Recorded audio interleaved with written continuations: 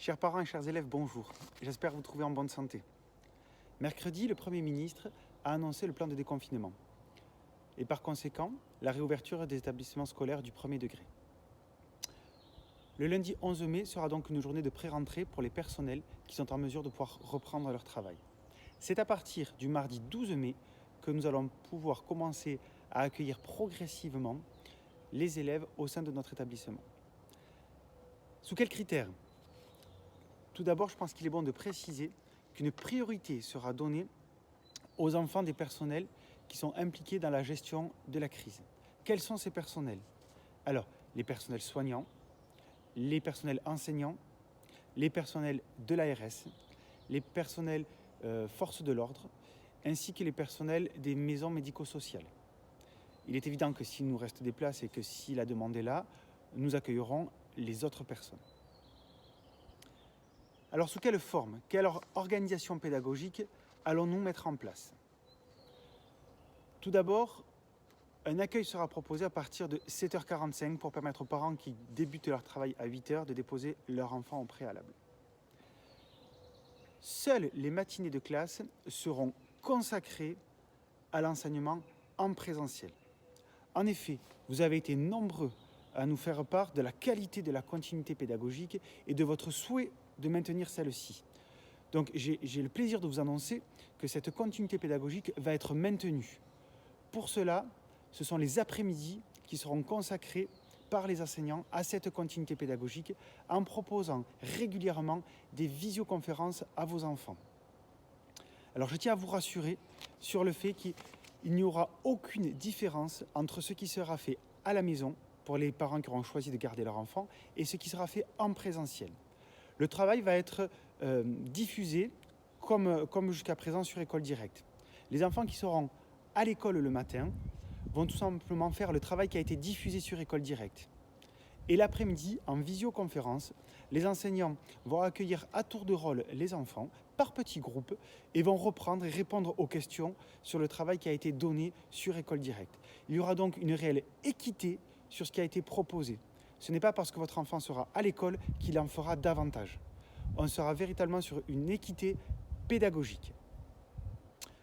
Voilà pour les cours. L'après-midi, nous allons donner la possibilité uniquement au personnel prioritaire que j'ai évoqué au préalable de laisser leur enfant. Un système de garderie va donc être proposé. Vous le comprendrez, les enseignants ne peuvent pas assurer la continuité pédagogique que vous avez demandée, ainsi que le présentiel. C'est pour ça que nous avons choisi cette option-là. L'après-midi, donc, les enfants des personnels prioritaires seront donc gardés au sein de notre établissement par les personnels AVS et donc les personnels OGEC, comme je vous le précisais. Pour ces enfants-là, et uniquement pour ces enfants-là, il y aura la possibilité d'apporter un panier repas dans un contenant isotherme. Nous ne pourrons pas stocker directement dans nos frigos.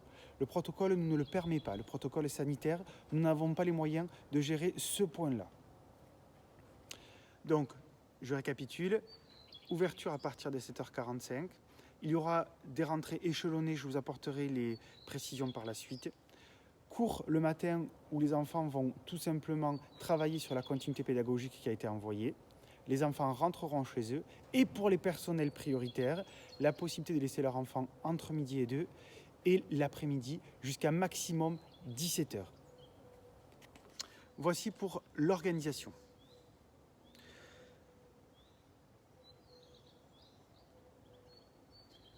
Pour les enfants de petite et moyenne section, à ce jour, je ne pourrais proposer qu'un système de garderie. Toujours dans les effectifs limités comme nous l'a annoncé le ministre, mais uniquement une garderie. Tous les personnels ne pourront pas reprendre pour des raisons de santé et qu'il faut absolument respecter. Je mets donc l'accent et je réquisitionne les enseignants sur les niveaux de classe de la grande section au CM2. Les enfants de petite et moyenne section seront donc accueillis uniquement par du personnel éducatif, les assistantes maternelles.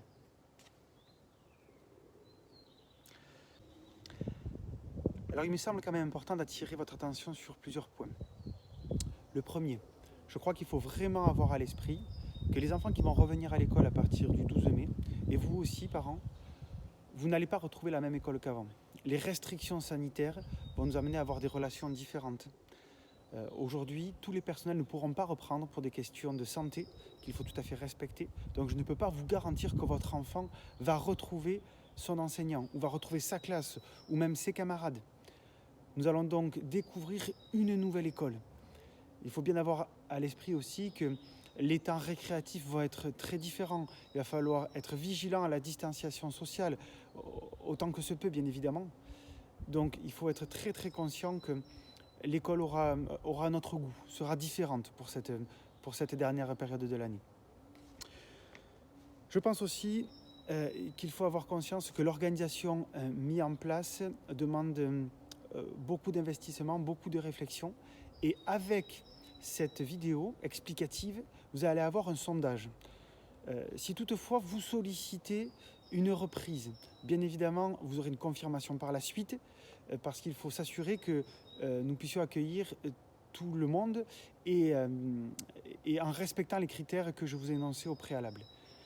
Mais si toutefois vous sollicitez une inscription ou le maintien de votre enfant à la maison, cette demande sera un engagement jusqu'au 5 juin, car nous ne pouvons pas changer l'organisation toutes les semaines. Donc, si vous souhaitez remettre votre enfant, vous vous engagez à le faire au moins jusqu'au 5 juin. D'accord ? Ça ne sera pas une école à la carte, ce n'est pas possible. Donc, il faudra que votre enfant vienne toutes les matinées. Et si vous souhaitez garder votre enfant, il faut vous engager aussi jusqu'au 5 juin. Nous ne pourrons pas accueillir d'autres enfants au fur et à mesure.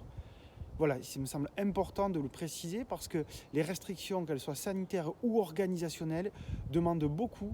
Et pour le bien de vos enfants et puis le vôtre aussi, pour votre santé, il faut qu'on puisse être en mesure de respecter ces protocoles.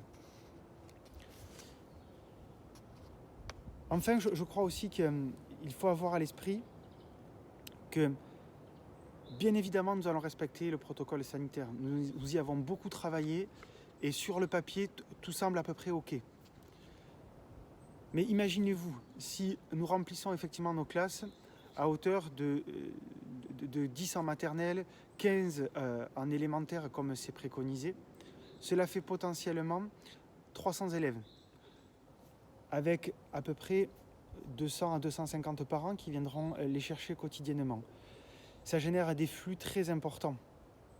Donc sur le papier, le protocole est clair et c'est OK.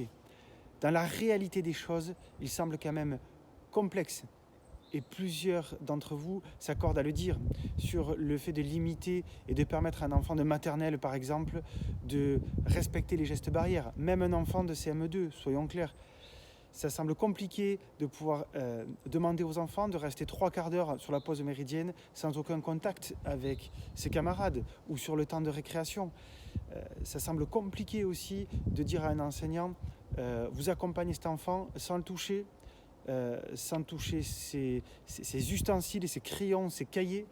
Vos enfants vont venir, mais les enseignants ne seront pas en mesure de corriger les cahiers, par exemple.